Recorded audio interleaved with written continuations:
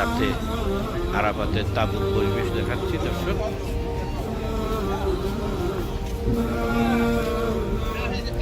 এই স্যান্ডেল রাখার জন্য তাঁবুর বাইরে অনেক ব্যবস্থা করা হয়েছে। চা,